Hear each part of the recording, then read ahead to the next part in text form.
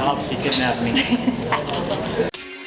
I'm Audri Talavera, a curious kid at heart, eagerly exploring the world one bite, connection, and adventure at a time. Now, baby, if you want it, we can travel all around the globe. I'm so excited! We're going to Colombia! After a nice drunken red-eye flight, how I typically like to start my trips off, we arrive at our destination at the top of the morning. Bienvenidos a Medellin, Colombia's second largest city, nested up in the Andes Mountains at 4,905 feet. Because of its close proximity to the equator, it has a pleasant year-round climate and has earned its nickname the City of Eternal Spring. It boasts beautiful jagged skylines, lush green landscapes, and if you happen to be there during the holiday season, you're surrounded by lights. With the population of 2.5 million, the roads can get a little crazy at times. And okay, maybe traffic like this isn't so uncommon being from LA and all, but it's safe to say that in LA, you rarely see a horse or a cow blocking the road, which was a common occurrence here. Once dubbed the most dangerous city in the world due to the drug-fueled violence of Pablo Escobar, in the last 20 years, Medellin has undergone a significant transformation. The city's center is bustling with life. There always seems to be something exciting going on, whether it's music filling the streets, a national football match, or even a local rivalry match between two neighborhood kids. Churches adorn every other block, and sculptures of historical significance are scattered throughout the many plazas and squares. The highlight of the city center for me was Plaza Botero, a plaza honoring the work of Latin America's most recognized living artist, Fernando Botero. It's home to 23 of his larger-than-life sculptures, which were donated by Botero as a gift to the city that he was born and raised in. After grubbing on a quick empanada and having a nice strong cup of Colombian coffee at the Laboratorio de Café, which overlooks Plaza Botero, we headed to where we were settling in for the night, a hip and lively neighborhood just outside the downtown area called El Poblado. After looking into our options a bit, we decided on this charming little place called the Garden of Blues Hostel near Parque Lleras. The common areas were cute and comfy. They had hammocks, an amazing patio bar area where they'd have live music on Saturday nights, and the rooms were clean and cozy with views overlooking the streets and surrounding mountains. The community there was the artsy type and pretty friendly, despite the fact that I was creepily filming them sometimes without them knowing. Hola. Hola. Me encanta. By night, the streets would come alive with a hip crowd looking for a good time. When I said this area was hip, I mean it's like total KO chip, gluten-free, all-organic hip. You'll find trendy, rustic atmosphere serving up craft cocktails in a fun, creative way, and some pretty tasty bites to accompany them. One of our favorite spots was Humo, a barbecue restaurant near Parque Lleras with a nice, open, outdoorsy feel that served a mean steak and some pretty innovative cocktails, to say the least. Gracias. Probably our favorite spot so far? Cocktails for sure. Another spot in El Poblado we loved was Arepa Bar, a nice street view hole in the wall that served Venezuelan-style arepas, so they were stuffed as opposed to the more simple flat arepas that Colombians eat. So good. Best part was the cheap beer to wash them down. Speaking of drinks, the beer you'll see most of is Colombia's national beer, Águila, a sweet-smelling, light-bodied lager. What you'll see even more of is aguardiente. It's a distillation of sugarcane, anise oils, and water. The love of aguardiente is sentimental and a part of the Colombian identity. My stepmom's Colombian and drinks the stuff like water. Maybe that's why I have such a liking towards it. Basically, how I'm hydrating out here in Colombia. Woo! Now let's talk more food.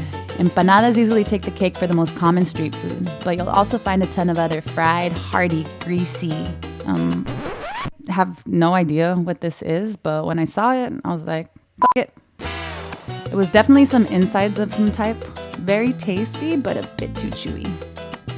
Bandeja paisa is a Medellin specialty consisting of beef, pork or chicken, chorizo, chicharrón, patacones, a fried egg, beans, rice, avocado, and a small salad. Phew, that's a lot of food. Plantains, fried plantains. Whoa! It's coming out of his stomach. I always know if food gets me grooving, it means my belly approves. Bus rides to surrounding areas are bumpy and longer than they should be, but always fun if you're with the right company. Passed out on the bus. I missed my bus stop, but made it. Okay. I'm dying. But it's gonna be worth it because I'm gonna go paragliding over the beautiful city of Medellin. I'm so excited. I've never done this before. Let's do this shit. After a tiring little trek up to El Voladero, I was taken away by the incredible view of the city, and then quickly brought back down to earth when I remembered I was about to glide off of this mountain. My fear of impending doom arose as they strapped me up with the pieces of fabric and metal that my life would essentially depend on. No big deal, right? Well, before I knew it, I was off.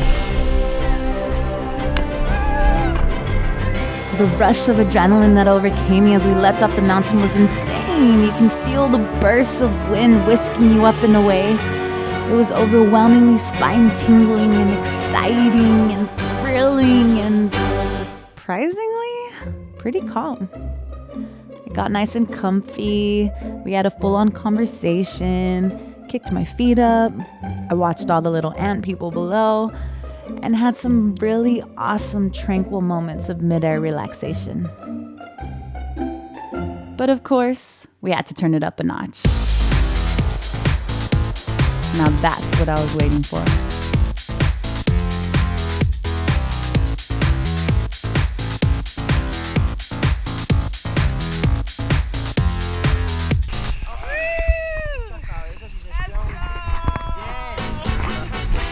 Another must is to visit a town 43 miles northeast of Medellin called Guatape. After hopping on a 2-hour bus and hitching a short horse ride, we arrived at the main attraction in the area, La Piedra del Peñol, a 721-foot rock that conveniently has stairs built into the side of it. The closer I got, the more intimidating this climb became. My buns were not ready for this. I think we're on step 375 right now. Sweating. Can't breathe. And we still have a little bit more to go.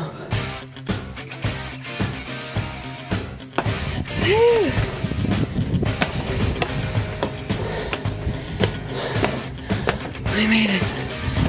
We made it. And there's beer at the end. That's the best thing I could have asked for. That's cold. This is what we did it for. We did it for this. Look at this. Oh my God. The view was unbelievable.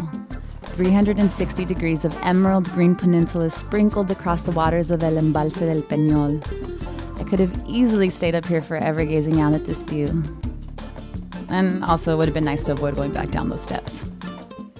After the descent, we hopped in a tuk-tuk and cruised around the charming, whimsical town of Guatape. With a population of about 5,000 people, it was small and just super friendly. It felt like everyone knew everyone. I totally fell in love with how vibrant and colorful this place was. It felt like something straight out of a fairy tale. Not gonna lie, I was secretly envious of all the little kids who were lucky enough to grow up in a big playground like this.